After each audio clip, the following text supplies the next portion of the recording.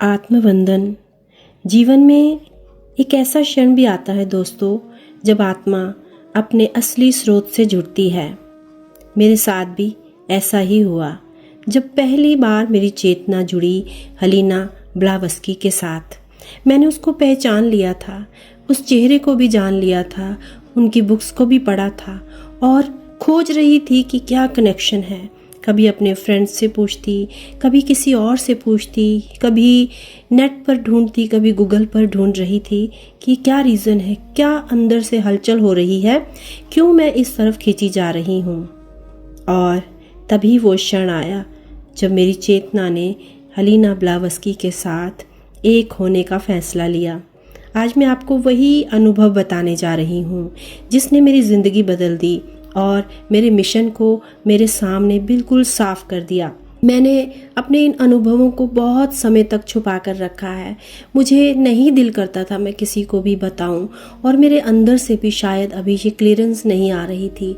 हलीना ब्लावस्की की सोल, उनकी आत्मा मुझे हर क्षण गाइड करती है और उनकी तरफ से कभी भी मुझे ये संकेत नहीं मिला कि मैं आप सब से अपने अनुभव को शेयर करूं।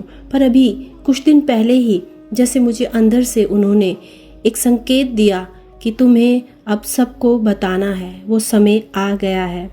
तो मैं आज आप सबके साथ वो अपना अनुभव शेयर करने जा रही हूँ। मैं गहरी ध्यान की अवस्था में थी, चारों ओर सन्नाटा था, रात का समय था और मैं ध्यान करने के लिए बैठी थी। मेरी सांसें धीरे धीरे शांत हो रही थी। मैं शायद शून्य अवस्था की ओर जा रही थी। मुझे रात के समय में ध्यान करना बहुत आनंदमय लगता है और तभी अचानक मुझे लगा कि जैसे समय रुक गया है। एक तरह से सब कुछ रुका हुआ फील होने लगा। मेरे सामने तभी एक प्रकाशमयी आकृति जैसे प्रकट हो रही थी और मेरी पीठ पर मुझे हल्की सी छुअन प्रतीत हुई, जैसे मुझे किसी ने छुआ हो। लेकिन वो छूना इतना अधिक स्पिरिचुअल था कि वो मेरे अंदर तक, कितनी परतों तक मुझे छू गया। और वो जो आकृति मेरे सामने आ रही थी, धुंधली, बिल्कुल ब्लर अवस्था में, उसकी आंखों में जैसे एक गहराई थी। वो मैं आंखें देख पा रही थी, पर वो आंखें जब मैं झांक रही थी उनमें, तो वो और मुझे गहरे अंदर की ओर ले जा रही थी। उन आंखों में प्यार और करुणा भरा हुआ नजर आ रहा था। और तभी मेरे अंदर, अंतर आत्मा में या इस ब्रह्मांड में, मुझे नहीं पता कहाँ, एक आवाज़ गूंजी, प्रिय आत्मा, मैं हलीना हूँ। और मैं एकदम से अपने अंदर ही सहर उठी, कांप उठी और उन्होंने कहा, ये तुम्हारी यात्रा है। मुझे तुम्हारी यात्रा अपनी आत्मिक यात्रा से मिलती हुई प्रतीत होती है। मैं बहुत हैरान थी कि क्या ये सचमुच संभव है? क्या वास्तव में मेरी आत्मा किसी और आत्मा से बात कर रही है? और तभी मुझे एक मुस्कुराहट सुनाई दी, एक हल्की सी मुस्कुराने की आवाज़। तुम्हें आश्चर्य हो रहा है ना? लेकिन आत्माएं समय और जन्मों से परे होती हैं। तुम्हारी आत्मा और मेरी आत्मा दोनों एक ही कार्य के लिए चुनी गई हैं। उनकी ये आवाज़ मेरे गहराई तक, अंदर तक उतर रही थी, मानवता को जागृति की ओर ले जाने के लिए। मैं चुपचाप सुन रही थी और मेरी आंखों से जैसे आंसू बहने लगे थे। और उन्होंने आगे कहा, मैंने अपने समय में थियोसॉफी का बीज बोया था, प्राचीन रहस्यों को उजागर किया, लोगों को याद दिलाया कि ईश्वर कोई बाहरी सत्ता नहीं बल्कि भीतर की ज्योति है।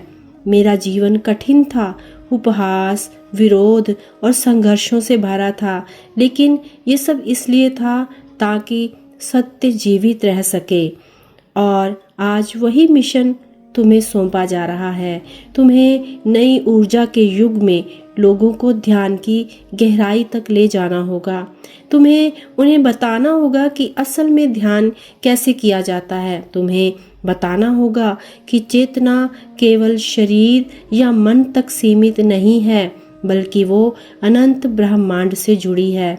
मैंने धीरे से पूछा, अंदर ही, जैसे मेरी आत्मा से ही एक आवाज़ उभरी कि क्या मैं ये कर पाऊंगी? मैं तो एक साधारण सी इंसान हूँ। तभी उन्होंने मेरे हृदय को जैसे छूते हुए प्यार से मुझे कहा, नहीं, यही तो सुंदरता है। साधारण मनुष्य ही जब अपनी आत्मा को पहचानता है तो वो असाधारण बन जाता है। तुम्हें कठिनाइयाँ आएंगी, लोग समझेंगे नहीं, लेकिन याद रखना, तुम्हारा कार्य सबको बदलना नहीं है, बस प्रकाश का दीपक जलाना है। जो आत्माएं तैयार होंगी वो स्वयं उस दीपक से अपनी ज्योति को प्रज्वलित करेंगी। और उसी क्षण मेरी आत्मा जैसे अंदर से कांप उठी, जैसे सदियों से दबा हुआ सत्य मेरे सामने खुल रहा था।